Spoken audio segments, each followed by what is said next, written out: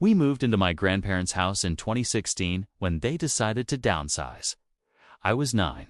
They had built the place in the early 90s, and it sits on 5 acres on the outskirts of a small southern town. Woods and open fields surround it, and a slow, muddy river winds past the southern fence line. On 2 sides, our property touches our only neighbor's land estrange. Crooked patch of acreage with a house that always looked like it was sinking into the ground. That house was old. The original farmhouse had been built in the 1920s, and over the years, it had been added onto in all the wrong ways, like someone had just stapled extra rooms together without a plan. The siding was discolored and soft-looking. Every time you glanced at it, it looked wet even on dry days. The yard was a mess. Overgrown bushes tangled with vines, broken fountains swallowed by weeds. Headless gnomes, and old trash that looked like it had been there for decades. Grocery bags fluttered in the tree branches. A rusted lawnmower sat right in the middle of the grass, like it had died mid-job, and no one ever bothered to move it. It was the kind of place that made you want to hold your breath when you walked by. At the time, the house was home to 2 elderly sisters, Violet and Agnes, and 3 kids. Violet was the quieter one, always sitting on the porch in a faded green rocking chair, staring at the trees. Agnes was sharper, more active, but still moved like her bones hurt. Both women were well into their 70s, at least. The kids were their grandchildren. The boy, Liam, was my age and in my grade at school. The other 2 were girls, Allison and Kelsey, twins, the same age as my younger sister. Liam was weird. I didn't like him, and I didn't want to hang out with him. But since we were in the same class, we got lumped together a lot. He took that as permission to just show up at my house whenever he wanted. No knocking, no texting. I'd be playing a game in my room, turn around, and he'd just be standing there. One time, I looked out the window and saw him doing cannonballs in our pool. Another time, he walked straight into the kitchen, opened the fridge, and started eating leftover pizza with his hands like it was totally normal. He wasn't fun to be around. He was obsessed with anime, like really obsessed, but I didn't watch any, so I never understood what he was talking about. He'd quote lines in Japanese and get mad when I didn't laugh. Sometimes he'd get this intense look in his eyes, like he was imagining something violent. One time, he chased me around with a pair of sharp garden shears, swinging them like it was a game. Another time, we were on an old wooden bridge over the creek near the back of our properties, and I swear he tried to push me in. He claimed it was a joke, but the way he smiled afterward, I knew he meant it. The twins were different, quiet, and nearly invisible. Their clothes were always dirty, and they had speech impediments that made them hard to understand. It was obvious no one at home was helping them. Their voices were garbled, like they were still toddlers, even though they were 7.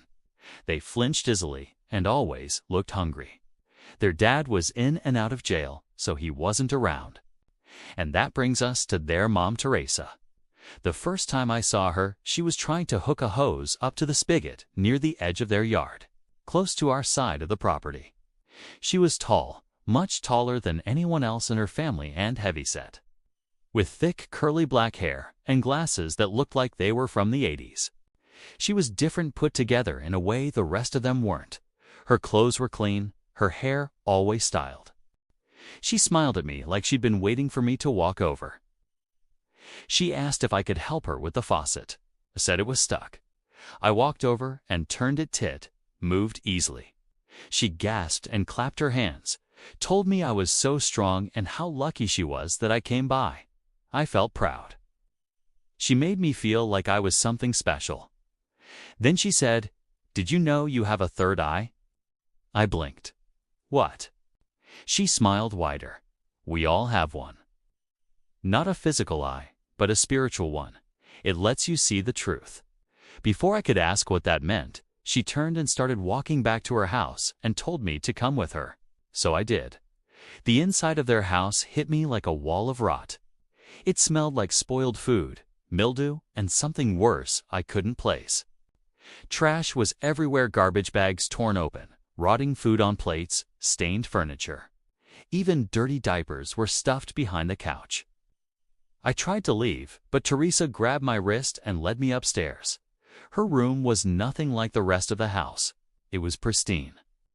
Pink wallpaper, clean carpet, shelves full of porcelain dolls, and ornate old furniture.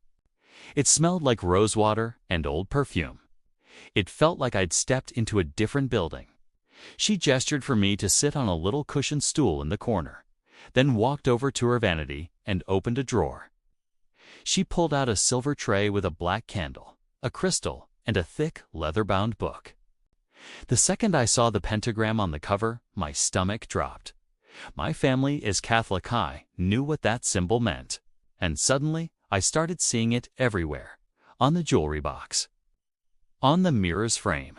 Etched into the wooden floor, just barely poking out from under the rug. I jumped up. "Sorry, my mom wants me home. Bye." I didn't wait for a response. I ran. In 2019, Agnes had a heart attack and died inside the house. I heard she collapsed in the living room, right in front of the kids. I went to the funeral. It was at this run-down Baptist church on the edge of town. The whole family sat there, stone-faced, like they didn't know how to react. Except for one woman I'd never seen before. She sat in the second pew, sobbing so loud it echoed through the chapel. No one acknowledged her. That same year, Liam disappeared. The story was that he tried to hurt one of the twins and was sent to a psychiatric facility.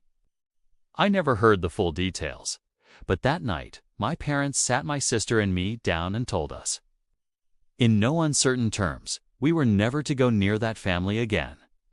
I remember their faces grim and serious. And that's when everything clicked.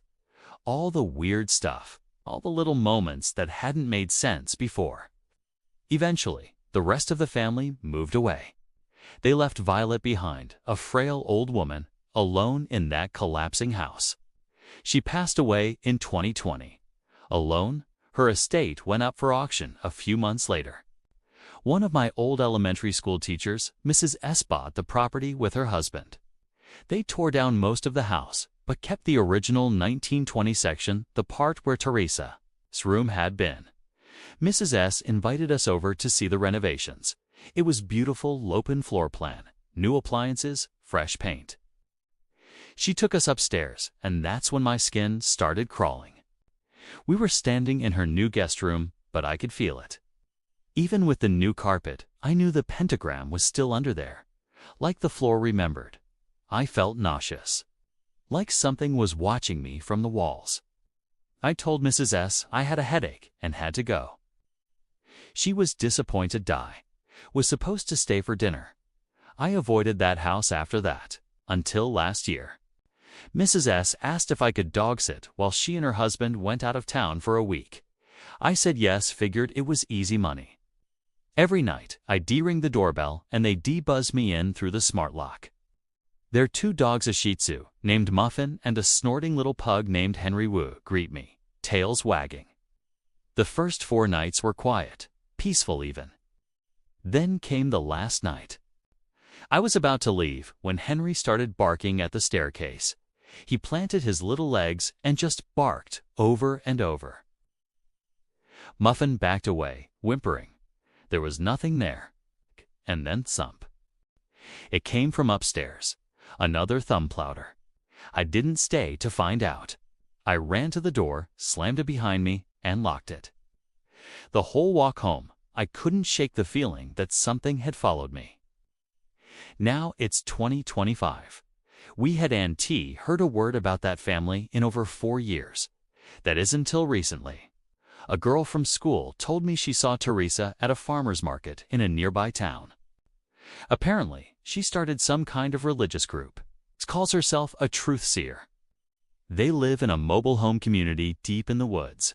Flyers have started popping up on bulletin boards and telephone poles. I don't trust it. I don't trust her. I think Teresa is truly evil. She neglected her kids. She left her mother to rot in that house. And I think she brought something into it, something dark, something that stayed. I still have nightmares of her and Liam. They stand at the foot of my bed, just staring at me, not speaking. Even now, when I pass that house, no matter how new or clean it looks, I get chills. The paint, the furniture, the bright light sits all surface level. That place remembers. And I don't think it ever let go.